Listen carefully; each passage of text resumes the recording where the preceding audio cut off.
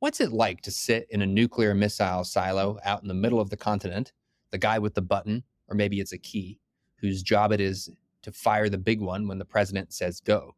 Our guest today, John Noonan, served as a U.S. Air Force missileer and is going to tell us. John's gone on to come to Washington and work in various policy roles in the House, the Senate, presidential campaigns, and beyond, and shares some of what he's learned today on the relationship between nuclear weapons, Congress, and national security policy writ large.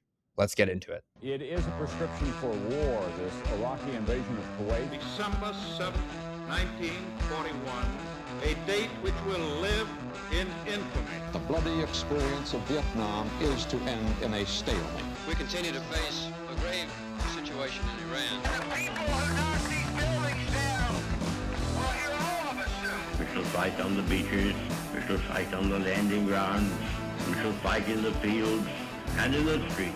We shall never surrender. For maps, videos, and images, follow us on Instagram, and also feel free to follow me on Twitter at Aaron B. McLean.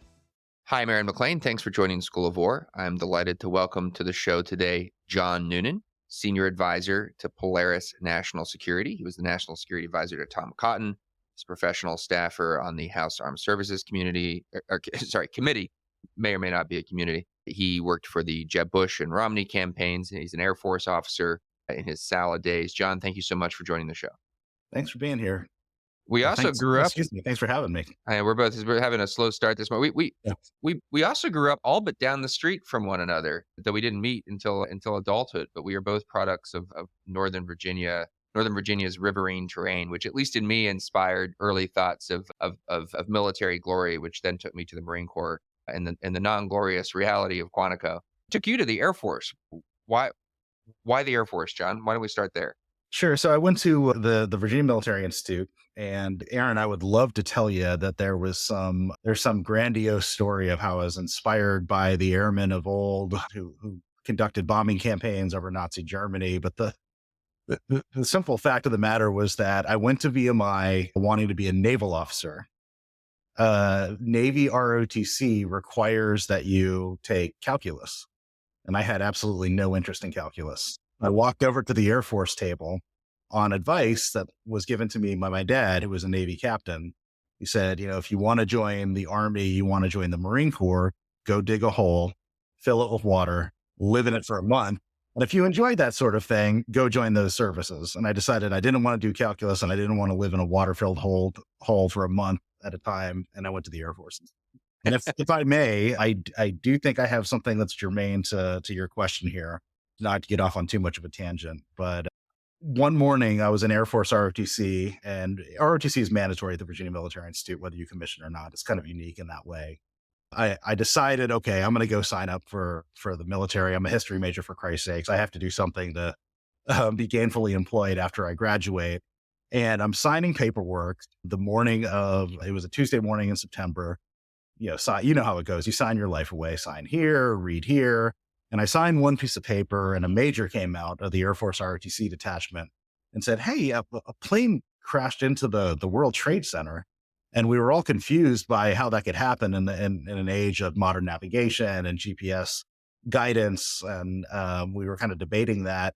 And I went back to signing my papers. And right as I signed my second piece of paper, finalizing my intent to commission to the United States Air Force, this major came out again and said, kind of white face, and said a second plane hit the World Trade Center. We're at war.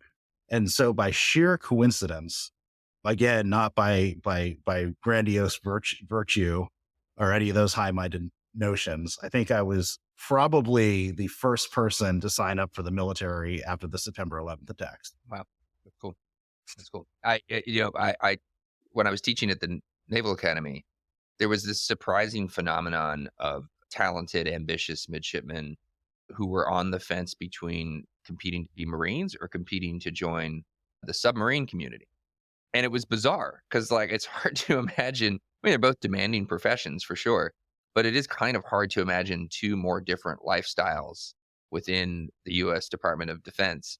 And yet it happened all the time. I would have students in my office telling me they were weighing these as their top two choices. And so I had a version of your father's advice, which was, if you're really interested in being a submariner, you should just go stand in a closet for a week and then let me know how you feel at the end of that. It's well framed. So you go to the Air Force, and then I actually think this is really interesting. You become a missileer. Is that the technical name for it? Or what is the technical name for what you were? So, like everything with the military, the formal title is a lot longer, many more words. It's a missile combat crew commander or a missile combat crew deputy commander. Obviously, the deputy is when you're a more junior officer, second or first lieutenant. Missileer is the term that kind of arose of the moment in the 1950s and 1960s when we were first planning those ICBMs in the Midwest and the upper Midwest.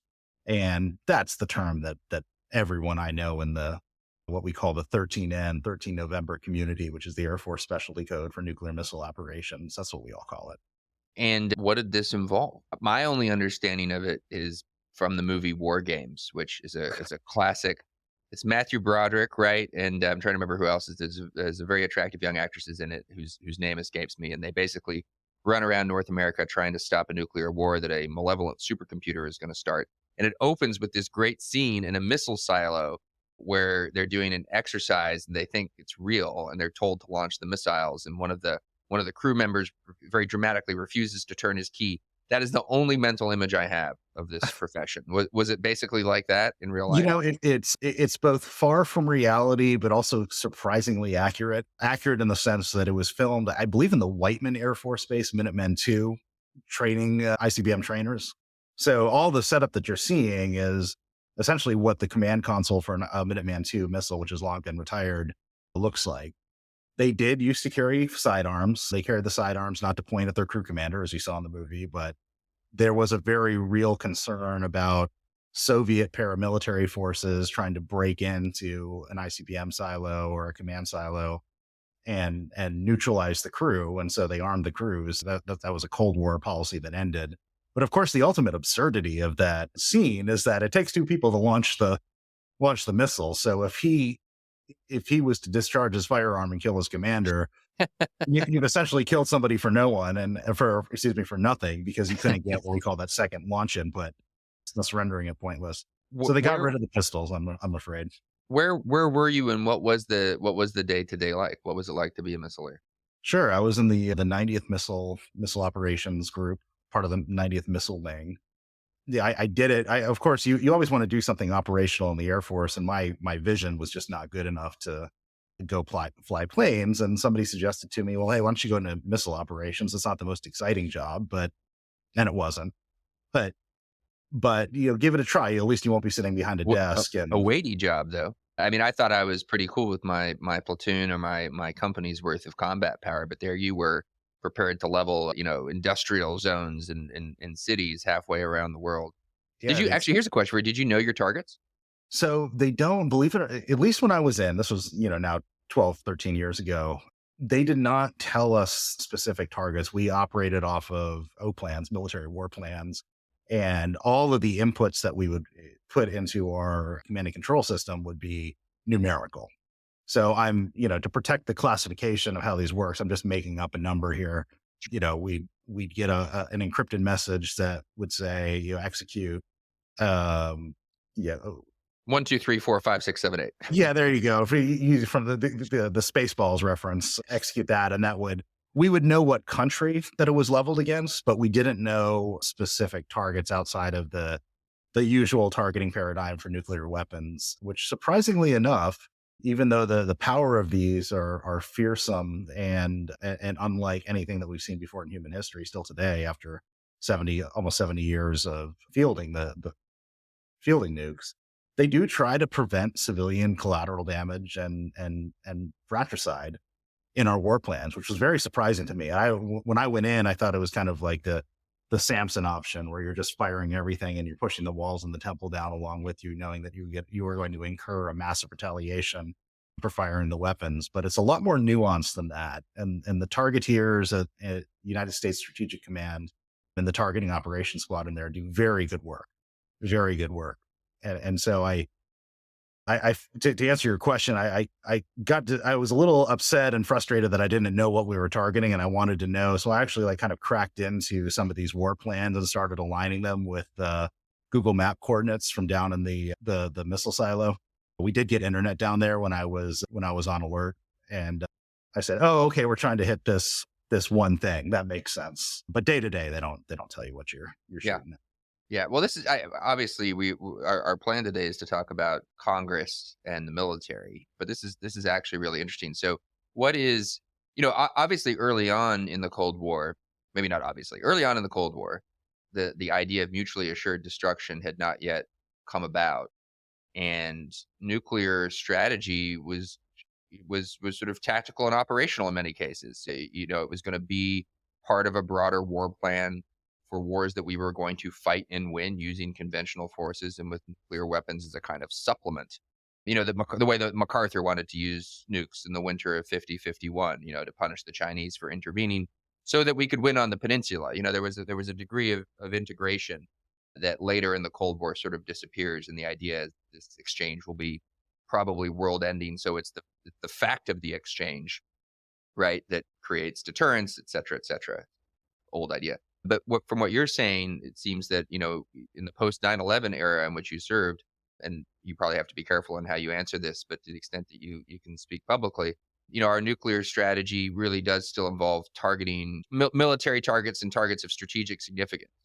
That's correct. And you're right. In the war, it's funny to think of, as you framed it, nuclear weapons and the word tactical in the same sentence. But, as we were staring at this big, bad Soviet army that was looming over Western Europe in the early 1950s and certainly throughout the rest of the Cold War, our war planners took a look at what they saw, and they didn't like the balance of forces. They weren't satisfied with our technical advantage. And so nuclear weapons became a centerpiece of stopping the Red Army. Well, if you're talking about using nuclear weapons against armies, that's generally considered tactical battlefield use of the weapons, where you shoot a nuclear artillery round, for example, and it opens up a 1 to 2 kilometer size hole in enemy lines. Then ostensibly your troops that are equipped to operate in a radioactive environment, move through that gap and envelop enemy forces. And that obviously has gone the way of the Cold War. One, because there's no Red Army anymore.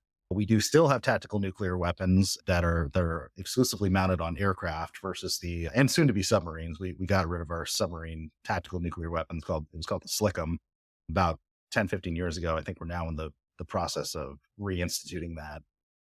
But that it is it's largely gone. And so when I was on alert 2006 to 2010, it was really the nadir of the ICBM business, for lack of better words.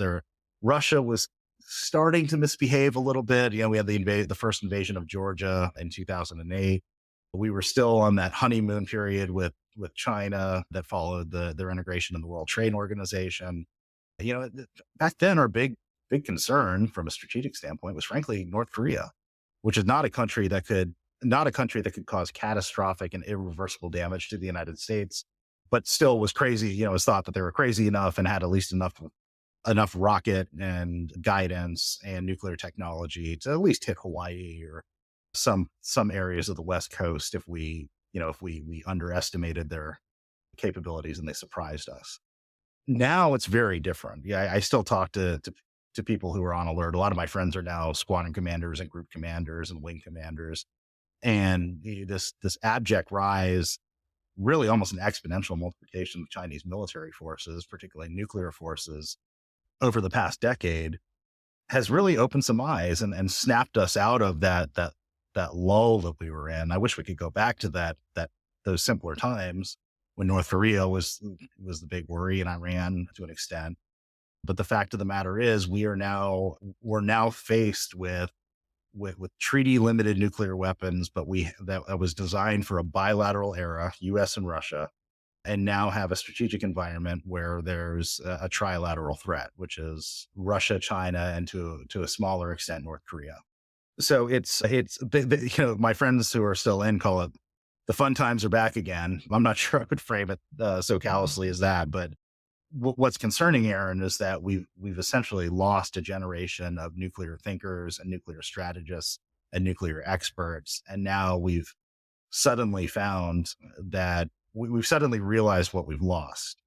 And we're kind of scrambling to restore some sort of deterrence framework where we can ensure, I don't want to say mutually assured destruction because that it has historical connotations that I don't think would be particularly accurate for the modern era. But I'll just say we're facing a paradigm where, not one, but two countries could essentially end the United States as we know it. One of those countries is an active war on the European continent, and the other one is scrambling to reach parity and exceed us in both size and sophistication of the nuclear arsenal.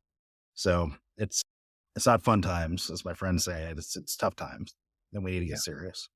Well, so this moves us in the direction of where I was hoping to go, which is Congress in DC and Congress's role specifically in national security policy. But just sticking with this subject, so we now have, in addition to the old bipolar challenge of the Cold War, we have at least a tripolar challenge and actually like a 3.5, 3.1 challenge with North Korea, possibly the Iranians coming into the game soon. The very dangerous, very fluid situation you just outlined. We also have atrophy in our own system, physical atrophy in the nuclear triad, which for those new to the idea, is the fact that we have nukes on planes, nukes on submarines, and nukes on land, and the three things all sort of support each other. And sort of intellectual atrophy. How do we? Well, actually, let me ask it this way: everything you just outlined is obviously a big problem. What are the first steps towards addressing the problem? What do we need to be doing in terms of physical atrophy? What do we need to be doing in terms of reintroducing some strategic creativity to how we think about our strategic deterrent? Help us conceptualize this a bit. Sure. I mean, it's a great question. And as a listener of School of War, I'm unsurprised to hear you drill down to essentially what's the core issue, right? Is how do we get back to where we were in the 1980s? I would commend all your listeners to go and read the Congressional Commission on the Strategic Posture of the United States. It was just released 2 or 3 weeks ago, so it's fresh. It's hot off the presses. And it was a bipartisan commission that was announced by Congress where Republicans and Democrats were both going to appoint serious people to look at essentially our entire nuclear, for lack of better words, enterprise. That's everything from the national labs that build the weapons to the Department of Energy that oversees the labs and the programs that go along with the weapons, to our forces, to the way we're shaped, to whether or not we need to go to, expand beyond a nuclear triad. We've always been, at least since the 1960s, we've been a nuclear triad country, which is our delivery systems are land-based intercontinental ballistic missiles, submarine-based ballistic missiles, and then bomber-delivered cruise missiles. And this commission went in, they looked at it, and they found some things that I think should be cause for at least mild alarm amongst the American public. And I say mild alarm because our nuclear forces are still very good. They're still very capable. We know that with high fidelity that they will launch appropriately. We know with high fidelity that they will probably hit their target within a very small CEP, that's circular error probable. It's a way of saying how close something is to hitting its target. And we know that the people that we have running these systems are pretty sharp officers and enlisted and can do their job, and they have the will to do their job. However, what this commission found was that, one, we probably do need to move beyond a triad and add a leg, most likely land-based, some sort of land-based cruise missile akin to what we saw in the Cold War. It was a very controversial program when Reagan instituted it. We had Pershing II ballistic missiles, which were medium-range missiles designed for use on the European subcontinent, and then what we call the Glickam, the ground launch cruise missile, also designed for use in the European subcontinent. And we had those in bases in places like England and Germany. The reason we do that is because it's not because we're trying to start a fight, quite the opposite. It's because we're trying to ensure a targeting strategy on behalf of the Chinese or the Russians or anyone who can really level mass strategic level effects against the United States, and make it confound that targeting strategy in a way that they just can't assure that they can get enough of our nuclear arsenal neutralized as a surprise attack that they couldn't guarantee prohibiting a U.S. retaliation, right? The Soviets kind of had this figured out. They put, in addition to missiles in a silo, they also put the mobile on large trucks, and they put ICBMs mobile on rails. So it was, we dedicated entire satellite and U-2 spy plane and SR-71 spy plane fleets to trying to find these things so we could target appropriately. even decades later, it's still very hard to do. But that's a problem, is we can talk about, well, we should add a new delivery system all day long. We should add a submarine launched cruise missile, for example, as well, which is another thing that commission recommended. But if our national laboratories, these are, essentially residual institutions from the Manhattan Project that expanded and grew during the Cold War and then contracted sharply after the Cold War and are responsible for designing, testing, and building our nuclear weapons. If those labs can't, for example, produce the plutonium pits that we need to build out these weapons, then having a new delivery system is essentially meaningless, because you don't have the payload to put on top of it. I frankly think that before we start getting caught up on what type of delivery systems we need, we've got to fix the labs. And, this is a controversial take, but I think the Department of Energy has frankly done a lousy job of managing the weapons programs. They haven't elevated it in prioritization as much as they should. They haven't gotten with the times. They've allowed a lot of their big science brains to atrophy in the past several decades, where we've had a very real brain drain out of those labs. And I think that we need to either make it independent or roll it under the Defense Department. I think you probably know, just given your background and expertise, is that in the early 1950s, we felt the nuclear weapons were so powerful and so extreme. And we had, as you said, people like MacArthur running around saying, let's drop 50 nuclear weapons on the Chinese mainland to discourage them from continuing their involvement on the Korean Peninsula. Planners felt that it was wise to have a civilian agency controlling the weapons themselves, while the military would control the civilian systems. So I don't want to get too far out on a tangents then, but it was a very different time. Obviously, 2023 is very different than 1952. And I think that the Congress should move along with the president, to make that agency independent. But what actually are the problems at the labs? Can you go into a little bit more detail? Is it just, like we face supply chain troubles across, the defense establishment, virtually everywhere you look, and we just have, choke points and, things that are just preventing us from producing the right amount of radioactive material for these weapons? Or what just help me understand what the problems actually are. Sure. I mean, so let's bifurcate them into things that the labs can control and things that the labs can't control. And by labs, I mean the Department of Energy, that owns the National Nuclear Security Administration, which is the sub-agency that handles our weapons. The things that they can't control is after the Cold War, we appropriately sharply contracted our nuclear forces. We did not, in the 1990s, we did not need the massive nuclear arsenal that we had in the mid 1980s. And so we were, the labs were essentially de-emphasized. Nobody wanted to be in nuclear weapons anymore. Things like military operations other than war and peacekeeping and, air wars over the Balkans were, for lack of words, kind of the new hotness in the 90s, because we weren't going to do big state-on-state conflicts anymore. And what happened was, as always happens in history, is threats reemerged, state-on-state conflict, peer-on-peer conflict became en vogue again. And the labs, after 3 decades of de-emphasization of the nuclear mission, were just caught completely unawares. And it's going to take, it'll take us 10, 15 years to crawl out of this hole outside a massive influx of funding and hiring authorities. I'm sorry to get kind of silly with this, but I just, this is not a subject matter in which I'm particularly expert. So is it a mining? We're not pulling stuff out of the ground. We're not processing stuff. Yeah, I mean, we're not certainly innovating. Like, to help me understand where the problems actually are. So I'm oversimplifying, because this can get kind of gnarly. For one, we can't make things like tritium triggers anymore, right? And there's a whole complex set of reasons for that. We can make plutonium pits, but we cannot make What's a plutonium pit?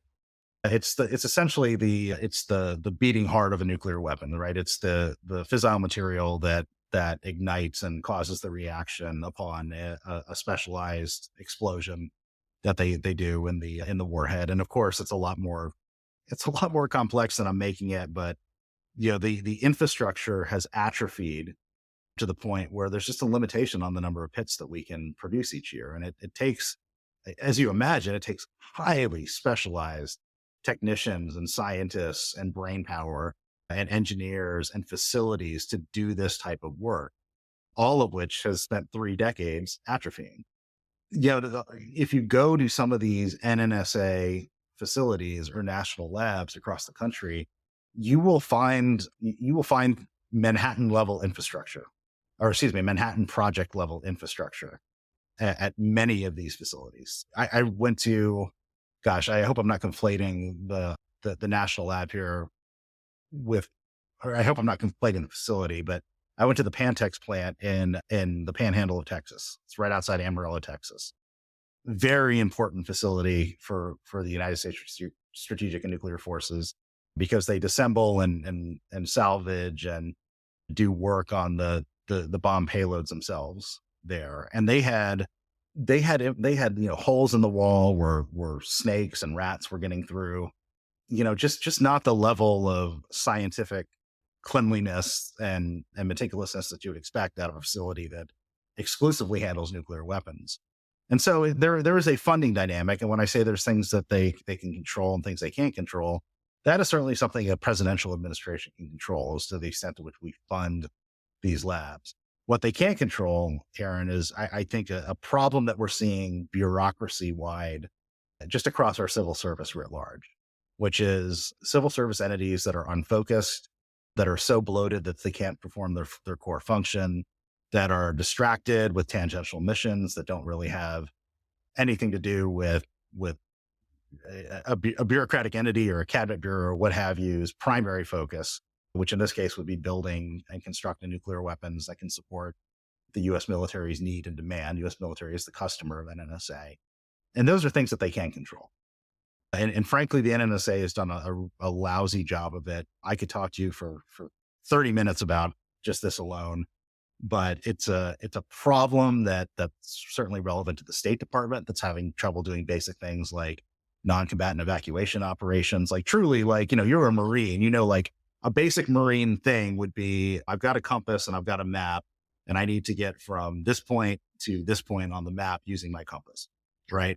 The State Department doing a non-combatant evacuation operation, or the NNSA building a new nuclear warhead or building enough nuclear warheads to support the demand of the Defense Department, is a core function. And failing to do those things is akin to a Marine company commander not being able to use his map and compass. So, that's the problem. These are fixable problems. They are solvable problems, but it's just going to take leadership at the top that believes in institutions sticking to their knitting and doing their core functions well. Yeah. So you identified a congressionally mandated commission when we were speaking a few minutes ago about the nuclear complex. Was that commission report a function of Congress, or did that come from the executive branch? No, it was a function of Congress. And yeah. I may be misquoting this, so don't hold me accountable, but I think the chairman of the Armed Services Committee got a certain number of appointments on both House and Senate. Ranking member, House and Senate Armed Services Committee, the same. And then, Mitch McConnell and Chuck Schumer got appointees. And then I think that the Secretary of Defense had appointees as well. But ultimately, it was a congressional product that was funded and authorized by the Congress. So you spent quite a few years toiling in the vineyards of the United States Congress in national security policy, both on the House and the Senate side of things. Talk for us a bit at a high level about what the role of Congress is here, whether it's budget, whether it's oversight, anything else you would identify, and how are we doing? How's the Congress doing? It's a great question. Let me do the bottom line up front, abuse a much abused military term, and say, believe it or not, for as dysfunctional as Congress is, they're not doing too bad. I've actually been quite pleased with at least the congressional committees who are responsible for defense, and I've been satisfied with their work. Passing on time budgets and avoiding continuing resolutions, which as a former congressional legislative director yourself, is funding an entity at the prior year's funding because you couldn't reach an agreement on next year's funding. Congress has been pretty lousy, but I do think that it's useful to explain, like you're talking to a 5-year-old, like just how this works and what Congress's authorities are, because believe it or not, like even most lieutenant colonels and colonels don't really know where their funding comes from, or the process by which it comes from, which is a bit surprising, but that's not their job. It's Congress's job. So I do understand it. Look, you start with a presidential budget, which is a request. The president requests of Congress a certain amount for defense every year. And they do that for every other agency, agriculture, labor, State Department, what have you. And it's usually built out by the White House's, actually, it's always built out by the White House's Offices of Management Budget with input from each of the bureaus. So, the DoD gives their inputs to OMB, State Department does the same, et cetera, and so forth. But as you know, that we're a constitutional republic, and Article 1 of our Constitution grants Congress the power of the purse. So that request that is built out by OMB is exactly what it sounds like. It is a request. It is an ask. This is what we would like. Article 2, of course, gives the president power to deploy forces and nominate military officers and political appointees. Congress can't do those things, but Congress does have that very important power of the purse. So the budget gets sent to Congress, usually in late winter, early spring, and congressional committees with appropriate jurisdiction for whatever cabinet or bureau or agency you're talking about will do what we call mark up the budget request. And I always, the number one thing I explain to people who don't really know the budgeting cycle or the lawmaking cycle when it comes to defense, the number one thing I have to tell them is there is a vast difference between authorizations and appropriations.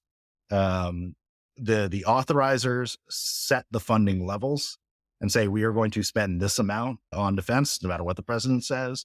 And the appropriators, who are really some of the most powerful people in Congress, go through line by line of the presidential budget, and the authorizers, which is the House or Senate Armed Services Committee. Those are your two authorizing committees. The appropriating committees in the House and Senate go through line by line and decide which program gets how much funding. Once you have that, once you have more or less a product in hand, the House and the Senate resolve the differences in the bill, as there always are, in a process called conference. And then they send the final product back to the House and Senate, which you'll remember this term well, is a privileged piece of legislation, which means you can't amend it, you can't change it, and then you vote up or down on it, and then you send it to the president for signature. The president almost always signs it. Usually, the president's usually upset with what he gets back from the Congress. That's a bipartisan frustration with executive administrations. But rarely does the president veto what the Congress sends him. And there was one key exception just 2 years ago. You may remember President Trump vetoed the defense bill.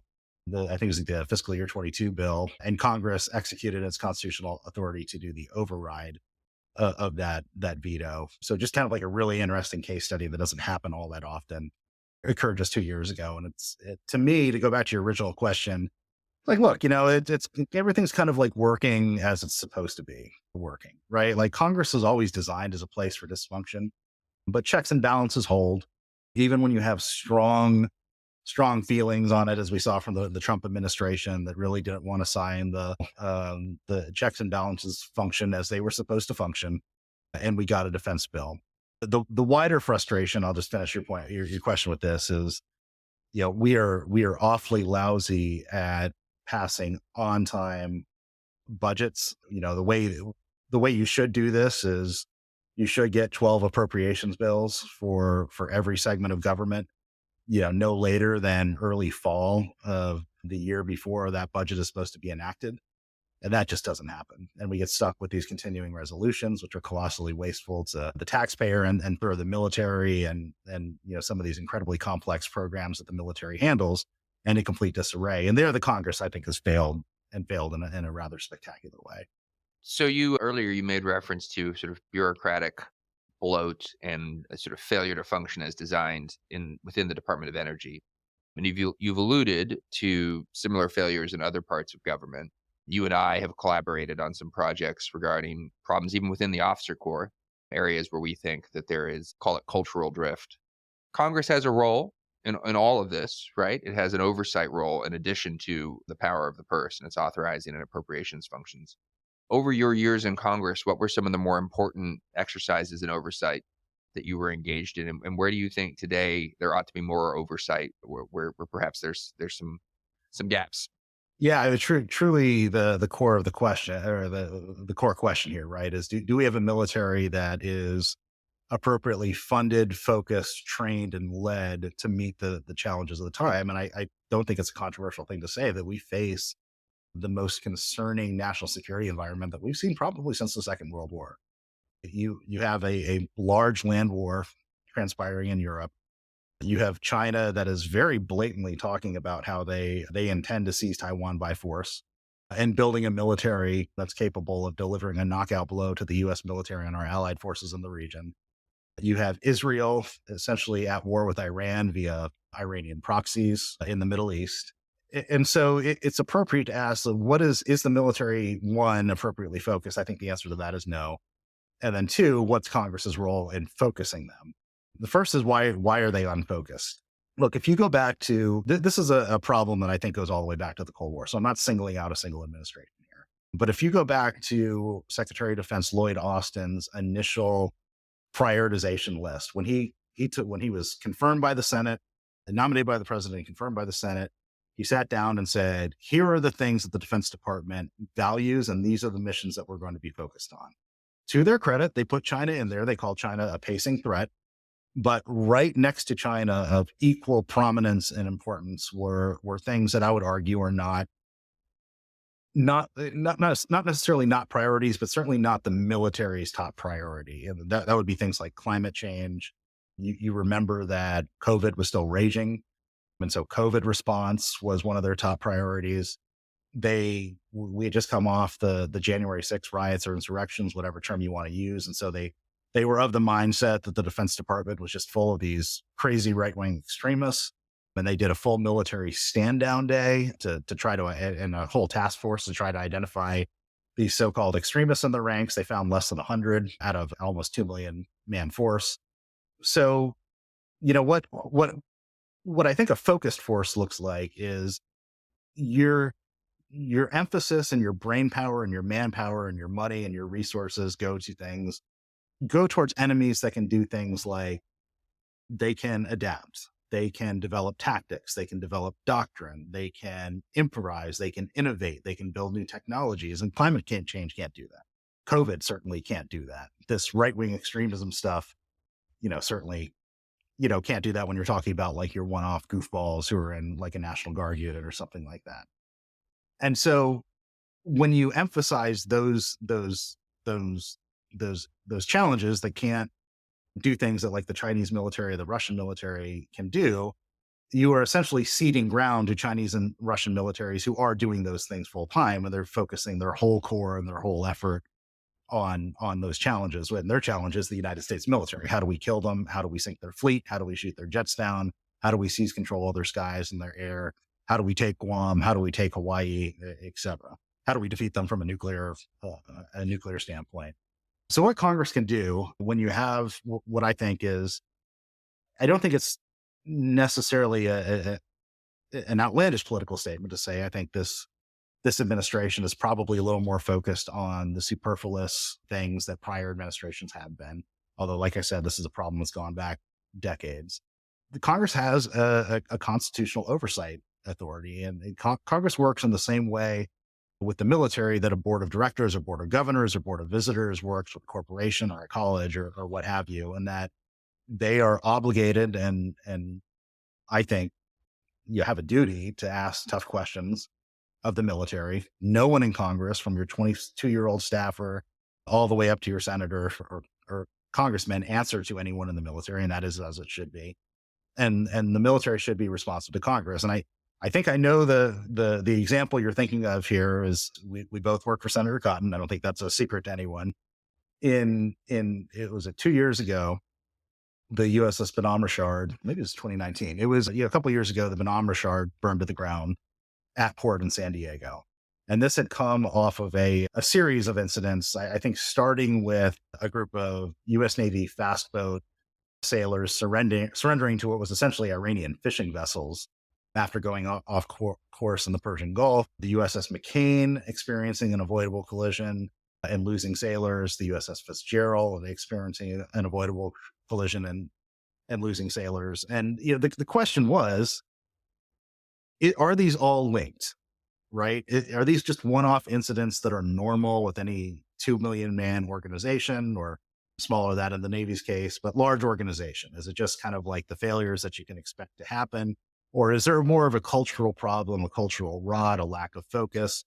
And so we decided, we didn't come with an answer ahead of time. We went in with the question, and we interviewed something like 80, former sailors, surface combatants, commanders of ships. We interviewed commanders of ship at sea, much to the Navy's frustration, I would add. And the answer was overwhelmingly yes, is that there's a cultural rot in they found that they believe that there was a cultural rot in the military that tied all of these things together. And we put out the report, Senator Cotton, along with 3 congressmen, all of whom who sat on defense committees or some form of national security committee. All of them were veterans. And the bottom line was look, you guys have to focus, right? Like, times are serious. The Cold War's back, for lack of a better term. And if you don't get your act straight, we're going to lose a lot of people if the flag goes up. Yeah. And so that report was, I think it was leveraged it was leveraged in a way, both in congressional testimony where members of Congress asked about it. It obviously made a very big media splash, so the Navy couldn't ignore it. And I have had sailors privately tell me that report was sort of a watershed moment for the Navy that made them acknowledge something's not right here, or something's rotten in the state of Denmark, and we have to change. And what you saw from Navy Chief of Naval Operations, I know it's a superfluous way of saying it, Chief of Naval Operations Mike Gilday, about a year later, he came out and gave a big speech at the Association of the U.S. Navy. They have a big event. I can't remember the name of it, but, gave a big speech and said, we're not right and we need to fix ourselves. I think I really do believe that was directly derived from congressional oversight. Can I tell our Gilday story? I won't tell it if you think it's inappropriate. He's retired. retired. He's retired, so you go ahead. Okay, so I agree. The project felt consequential while we were working on it, and in its first few days, as we were conceiving of it, as the Bonhomme Richard was literally still on fire, and we had kind of conceived this idea of doing this project and exercising prerogatives of a Senate office, and we had made a few calls, and so word was kind of getting around that this was going to happen when you got a call from Admiral Gilday's team, I suppose his head of congressional relations, saying, would Mr. Noonan and Mr. McLean be free to speak to the CNO here in about 45 minutes? To which our response was, we'll move some stuff around. I'm sure we can make some consider it. And it working for a United States senator, and a senator who serves on the Armed Services Committee can obviously get you access that it gets you significant access. But even so, this was a little bit unusual, I would say, to have a CNO reach out directly to a couple of staffers. And my sense in the moment was this is probably some effort by the Ledge Affairs people to dazzle us with the star power of the Chief of Naval Operations and hopefully talk some sense into us before we go off and do anything that in their perception might be harmful to the Navy. And so we get on the phone with the Admiral, and he is, obviously an impressive guy and a lot of experience. And he's just back from San Diego. And the moment that sticks in my mind that I will never forget, it's one of my favorite moments from my entire service in the Senate. And it was a comment that you made, John. As we're talking to him, he's fresh back from San Diego. He's resistant to, the premise that we want to explore, or the thesis, I should say, that we want to explore in this project, that actually all of these bad incidents are connected.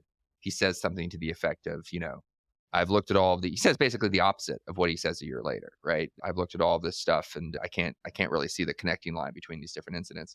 And then he's talking about the fire out in San Diego, and he says, I got out there and asked these federal professional firefighters who are fighting the fire alongside of our sailors, and ask them how the sailors are doing. And the firefighters told me, the bravest young men and women we've ever seen. They're doing just a phenomenal job fighting this fire.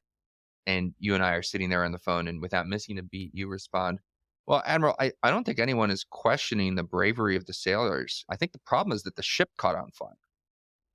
And it was to this day, I relish that moment. I relish congressional oversight at work. Well done all these years after the fact. And of course, once they did the investigation, they found that there were some very serious shortfalls in firefighting capability. But the Navy, to their credit, I think went back to school on how they do ship-based firefighting, which is good. Look, I have to give Admiral Gilday, he was a controversial CNO. I do have to give him some credit in that it takes, I think it's a beneficial and fundamental characteristic of leadership is when you can look at a command that you're responsible for, something like the United States Navy, and say, you know what, guys, like we're just not doing it. We're not getting it done. We've got to fix ourselves. We have to adjust ourselves. And Admiral Gilday did do that. Yeah. He did not create these problems. They were long festering in the United States military. He was kind of handed them. And he was the first CNO that I can think of that that came in and said, we're not right, and we've got to fix it because we've got a real fight on our hands with the PLA Navy. And if we're not serious, we're going to lose a lot of people. So I will give him credit on that front. And I do understand his impulse to not dump on his own service in front of a bunch of congressional staffers who work for a boss who sits on the Sea Power subcommittee, the Senate Armed Services Committee. Yeah, when everyone says that, we shouldn't be quite so worried about the PLA Navy or the PLA in general because China hasn't fought a war since 1979, my concern, of course, is that the U.S. surface fleet really has not fought a war, properly speaking, since 1945. Which concerns me. Unlike many other communities of the U.S. military, where the post 9/11 wars have really exercised them and kind of kept them sharp. So, final area of questioning for you. There's a controversy right now in the Senate about, and this is something I think a lot of people didn't appreciate. Maybe a lot of military officers didn't appreciate, but it's the Congress that confirms federal appointments, and that includes military officers. So if the Senate has a problem with you, you don't get promoted as a military officer. And in general, except for the very most senior roles, like the members of the Joint Chiefs of Staff and things like that, these are, and even then, honestly, these are rarely controversial. Usually the president gets his choices, even in those more senior roles. And once you get down a bit from the list from that, it really is quite literally pro forma. The list comes up, the list is passed by acclamation, or by unanimous consent would actually be the technical term, and everything goes on. And that has ceased. That is not happening right now because of a dispute between the Department of Defense on the one hand and Senator Tuberville over a question of abortion policy. So Senator Tuberville is holding up large numbers of large numbers of promotions for senior officers across the military. So what is your take on this? What's your analysis of who's in the right, who's in the wrong, the tactics being employed, and how do you think we're going to, one way or the other, resolve this? Sure. It's a great question. We've never really seen this before. Generally the way it works is any senator has the power to object to a military nomination going by unanimous consent, which is, as you said, the technical term for being nominated and voted off the Senate floor. Any one senator can say, no, I don't agree to that. And what that means is, this better than anyone as a former legislative director, is the most precious resource in Washington is Senate floor time. And so if you're objecting to unanimous consent, essentially what you're telling the Senate is that you have to vote on cloture, which is starting a debate. And then you have to vote to end cloture, and you have to, vote the person off the floor. And if you're Chuck Schumer or Mitch McConnell, for that matter, what you want to be voting on is political nominees. You want to be voting on judges. You want to be voting on, things like the NDAA. You don't want to be committing that precious resource of floor time to, your new chief of naval operations or your new vice chairman of the Joint Chiefs of Staff. It consumes a precious resource that normally didn't have to be consumed. It's unusual to do a blanket hold like this. We've seen more and more of it out of the Senate in recent years. It is absolutely unheard of to do it to uniformed military officers. And so that's why you're seeing the controversy. It's something that's never really been done. And it's essentially frozen our national security establishment because people can't go take command where they're supposed to take command. It's everything from the 1-star level, where there are an awful lot of 1-stars in our 2 million man military, all the way up to the new chairman of the Joint Chiefs, who required a special floor vote and got it last month. And frankly, like on an individual level, it is, to use the scientific term, it's screwing a lot of families and uniformed officers who are guilty of nothing other than serving their country and doing so well. If you're a 2-star and you've got 2 kids in high school and you're supposed to go from Hawaii to Washington, D.C. to take up a new billet on the Joint Chiefs, well, you're in complete limbo. You can't get your kids in school. You can't transfer them. If you do, you have to pay like 2 rents because you got to billet yourself in Hawaii and billet your family in Washington, D.C. I mean, it's hurting people. And it's not a tactic I would use. I would say holds are best used on an individual level where you're trying to extract something that's extractable from the Department of Defense. I use them all the time. I would say, I'm holding this officer for this reason until I receive this information from this service. Navy, you have to tell me about this program that I'm not convinced on. And then after 2 weeks, you would release the hold, and after they give you the information that you wanted. It's a powerful tool that the minority has, or the party that is not in control of the White House, in which case this would be Republicans. So Senator Tuberville is essentially hurting all of his colleagues as well as hurting the U.S. defense establishment because he's denying that tool to senators, Senator Mullen or Senator Wicker, other people sit on the Senate Armed Services Committee. However, and this is a big caveat, this was an avoidable fight. And the reason Senator Tuberville is conducting these holds, a tactic that I don't agree with, is the fact that the Department of Defense, after the Dobbs decision, which was the Supreme Court case that reversed Roe versus Wade, decided that they would announce a policy where taxpayer funds would be used and allowed to be used to conduct leave for military members who need to go to a different state to have abortions. Throwing the military in the middle of one of the most contentious political debates of our time is, I can't be nice about this. It's raw and abject stupidity. There's a reason you keep the military out of these fights. And that's because it's a two-party system and the other party has a vote and they have tools like holds that they can use. And so it essentially what they did is they disrupted this long bipartisan tradition of keeping the military out of a fight. They touched the hot stove, by which I mean the Biden administration and the Biden Pentagon. And now they're complaining that they got burnt. The obvious thing to do, and you don't see this in the reporting, is that these holds go away the minute the Pentagon reverses its policy, which, by the way, the Senate Armed Services Committee asked them how many service members have actually used this policy that's now been enacted for well over a year. And the total number has come to 12. So essentially the Pentagon is saying, we are not changing a policy that is directly paralyzing our entire flag officer enterprise because 12 people were able to use leave and Air Force or Navy or Marine Corps or what have you, travel money to go have abortions. So my sense on this is just a pox on all these houses. It is a compass and a map for future administrations for how to stay out of these political fights. And frankly, like, I don't want to be unfair to Secretary of Defense Lloyd Austin, who has obviously spent, I think, coming up on 4 decades now in service to his country in uniform as an Army leader, and now Secretary of Defense, who has sacrificed, I don't know how many Christmases and birthdays and anniversaries because he was in places like Iraq and Afghanistan and deployed on exercises.